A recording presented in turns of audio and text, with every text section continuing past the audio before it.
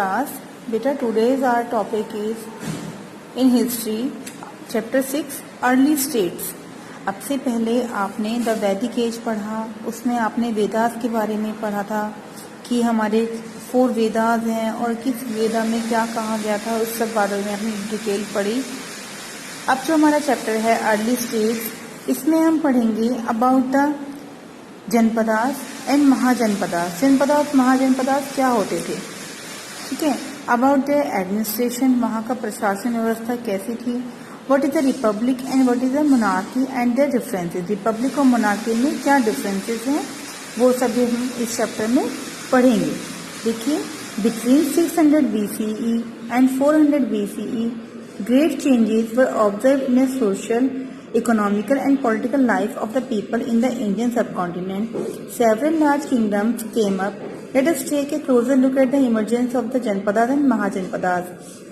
कि 600 BCE से 400 BCE के बीच में बहुत सारे चेंजेस हमारे देश में हुए, जो कि हमारे इकोनॉमिक में, सोशल और पॉलिटिकल लाइफ पर, इंडियन सब कॉन्टिनेंट पे बहुत से चेंजेस ऐसे आए. अब बहुत सारे किंगडम्स नए बन करके आए. अब उन सब के बारे में और जनपदास महाजनपदास, इन सब के बारे में हम इस चैप्टर में पढ़ेंगे. बेटा, जो ये ब्लू कलर की जो लाइन होती है ना, ये होती है टाइम लाइन हमारी, ठीक है, जो हमें शो करती है कि किस टाइम से किस टाइम के बीच में क्या काम हुआ. ओके. जो एज ऑफ जनपदास है वो 600 BCE से 400 BCE के बीच की है. Is that clear. अब देखिए, till about 3000 years ago, the people living together in a community used to select a chief or a leader from among them to lead them and protect them. 3000 साल पहले जो समय था, सभी जो लोग थे वो एक कम्युनिटी में रहते थे और किसी एक इंसान को अपना चीफ मान लेते थे. आज भी जैसे हम क्लास में पढ़ते हैं तो एक हमारा मॉनिटर बना दिया जाता है, हम कि सब बच्चों को कमांड्स देगा, इंस्ट्रक्शंस देगा, लैब जाना है, नीचे ग्राउंड में जाना है, तो उसके लिए एक मॉनिटर टीचर बना देती है, ठीक है. तो आप सब मॉनिटर की बातों को फॉलो करते हैं. अगर लोग गांव में रहते हैं तो कोई पंचायत वहां पर होती है, लोग सरपंच की बातों को मानते हैं, ठीक है. आप शहरों में रहते हैं या आप तो इंडिया में आप कहीं भी रह रहे हैं, तो वहां पे हर जगह हर लेवल पे पॉलिटिक्स में नेता लोग रहते हैं हमारी हेल्प के लिए, ठीक है. तो यहाँ पर कोई चीफ या कोई लीडर होता था इन सब में से. In the previous chapter, we have seen how the tribes or the janas were led by a chosen chief known as Rajan in the early phase. अब से पहले चैप्टर में आपने पढ़ा कि कैसे लोगों को इंस्ट्रक्शन देने के लिए या लोगों के ऊपर राज करने के लिए एक राजा होता था वैदिक पीरियड में. In the later Vedic part of this period, we read how the position of the Rajan become powerful and hereditary. और बाद में आपने देखा कि कैसे जो राजा की जो पावर थी वो कैसे एक शक्तिशाली और हेरिडिटरी का मतलब होता है कि राजा का बेटा ही राजा बनेगा, वंशानुगत. Is that clear? Now, transition from pastoral to settled agricultural society resulted in territorial expansion of the Janas and led to the rise of small kingdoms of Janpadas. Let us learn more about the rise of these kingdoms. अब चलिए हम इन सब के बारे में आगे पढ़ते हैं. जनपदास. जनपदास क्या होते हैं? The term Janpada means the area where the Jana or the community sets its foot and settle down. Archaeological excavations at different sites such as पुराना किला जो कि दिल्ली में है, हसनापुर नियर मेरठ, अतरांजी खेरा नियर इथा, have indicated that these sites must have been a part of Janpadas. The material remains from these sites suggested that people have domesticated animals and cultivated different crops. The remains of painted grey ware have also been excavated from these sites. In site से इन archaeologist को ये सब चीजें जो मिली हैं वहां से, तो लोगों को पता चलता है कि वहां के उस समय के लोग जो है कैसे रहते थे, ठीक है, उनका रहन सहन कैसा था, कैसा व्यवहार था उन लोगों का एक दूसरे के साथ में. People of strong allegiance to the Janpadas or the territory to which they belonged. These Janpadas got their name from the ruling clan. जो इनके जो कुल के जो लोग होते थे उनसे इन्हें जनपदास को नाम मिलता था. The ruler of these Janpadas undertook conquest and performed rituals like the Ashwamedha Yajna. Ashwamedha Yajna क्या होता है बेटा? पुराने समय में राजा और महाराजा जो होते थे अपने देश की, अपने राज्य की सीमाओं को बढ़ाने के लिए अश्वमेधा यज्ञ करते थे. उसमें क्या, एक घोड़े को जिसके साथ में एक उनका फ्लैग लहरा रहा होता था। देखो नेक्स्ट पेज पे इसकी एक दी भी है शॉर्ट समरी अश्वमेधा योजना की। उसमें क्या होता था कि अपने देश की सीमाएं बढ़ाने के लिए, कि जैसे हमारे राज्य की सीमाएं इतनी हैं, उसके बाद एक अश्व छोड़ दिया जाता था कि जो भी उस अश्व को अगर रोकेगा तो उसको उन राजा के साथ में युद्ध करना होगा। ठीक है, अगर या तो राजा की शक्ति को देख के कोई अश्व को रोकेगा ही नहीं कि भाई ये तो उस राजा का अश्व आ रहा है, तो और जिसने उसका अंदर सरेंडर कर दिया तो उस राज्य की सीमाएं भी उस राजा को मिल जाती थी। और अगर कोई उस अश्व को पकड़ेगा तो उसके साथ में उस राजा को युद्ध करना होगा जिसने वो अश्व छोड़ा है। ठीक है, और जो युद्ध में जीतेगा उसी के अंडर में वो राज्य आ जाएगा। तो ये अश्वमेधा योजना भी पहले परफॉर्म होते थे। Gradually the king was given a divine status, various rituals and sacrifices like Ashvamedha, Rajasuya और Vajapeya were carried out to impress the people with the increasing power and prestige of the king. इससे राजा की प्रेस्टीज का पता चलता था, अपनी पावर राजा show करता था। The expansion of janapadas create large territorial states और महाजनपदास, और जनपदास का एक्सपेंशन जो था, बढ़ना जो था, वो महाजनपदास को बनाता था। अब देखिए mahajanapadas, by about the 6th century BCE many Janapadas become large and powerful। जो जनपदास जो बड़े हो जाते हैं वो क्या बन जाते हैं, महाजनपदास बन जाते हैं। Information from Buddhist and Jain literature of the period talk about the existence of 16 mahajanapadas.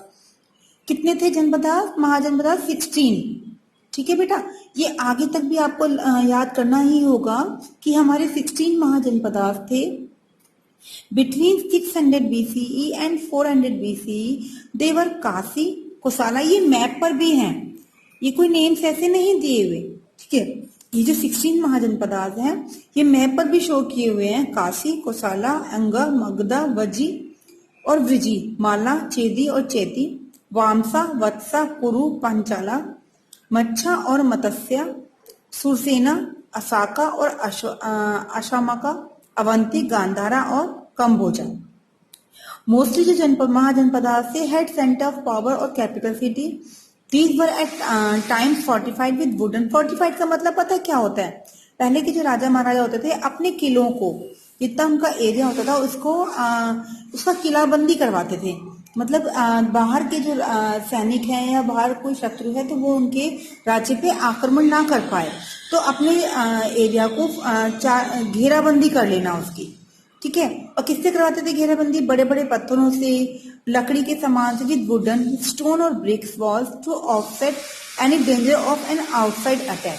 Is that clear बेटा। अब देखिए 16 महाजनपदास जो हैं ये इंडिया के मैप पर दिए हुए हैं। आप सभी भी ये 16 महाजनपदास जैसे ये हैं, ठीक है, इन सबको आप मैप पर पॉइंट आउट करके मैप को अपनी कॉपी में पेस्ट करेंगे सभी बच्चे। इज दैट क्लियर बेटा। ये एक आपका प्रोजेक्ट वर्क भी हो गया एक तरह से।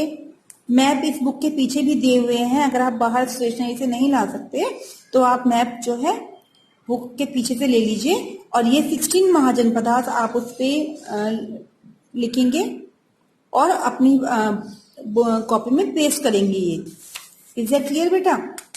अब देखिए नेक्स्ट पेज पे आइए, यहाँ दिया है टाइप्स ऑफ गवर्नमेंट। उस समय किस तरह की गवर्नमेंट थी।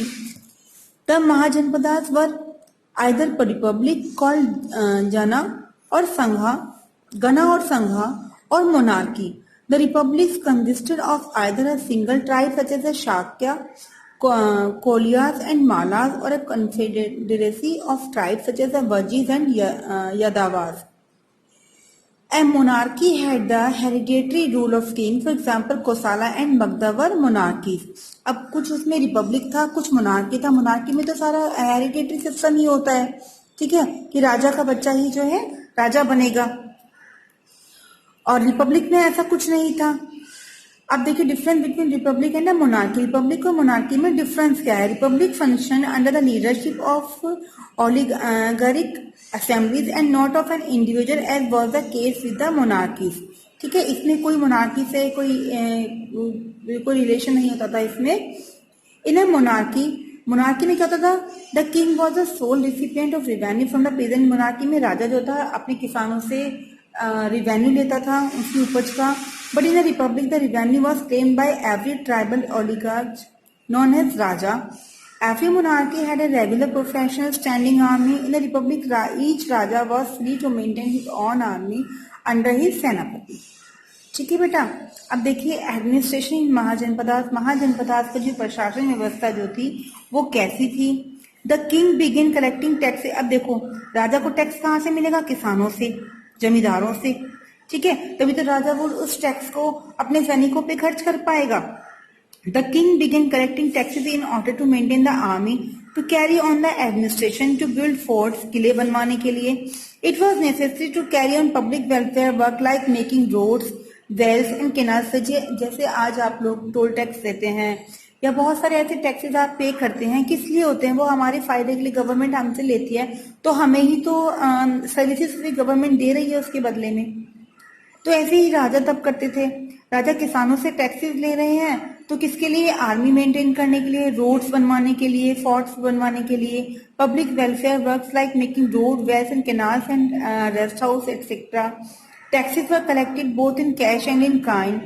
From the farmer, the tax collected was 1/6 of the produce. मतलब जितनी उपज किसान ने की है, मान लो एक किसान के पास 6 बोरी अनाज उसने उगाया, तो ठीक है 6 बोरी में से 1 बोरी अनाज जो है वो उसको राजा को टैक्स के तौर पे दे देगा. 1/6 अपनी उपज का 1/6 हिस्सा. 1/6 का मतलब होता है कि 100 को 1/6 से डिवाइड कर दिया एक तरह से. उसका 6 हिस्सा उन्हें देना था. ठीक है.